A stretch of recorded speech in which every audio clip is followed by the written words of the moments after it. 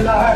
पिछले 25 सालों में जिस कराची में रेती हुई, पत्थरफोड़ी हुई, जो लोग आज कहते हैं कराची को तो कबूल नहीं करता, कराची वालों को मैं पूछता हूँ उनसे जो आज कहते हैं कराची को जिम्मेदारों को हुकूमत नहीं मिलती।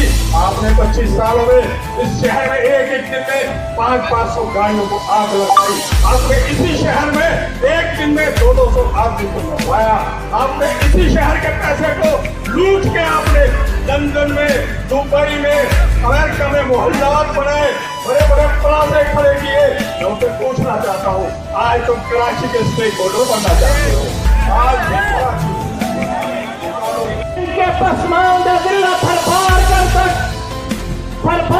से लेकर हैदराबाद तक और हैदराबाद से होते हुए आज इस कराची प्रेस क्लब पर जमीयतुल उलमा इस्लाम में एक आवाज बन चुकी है, एक जान बन चुकी है, एक ताकत बन चुकी है, एक कुव्वत बन चुकी है कि किसी भी दुश्मन हनाफिर को सिंध पर हमला करने की इजाजत नहीं दे सकते।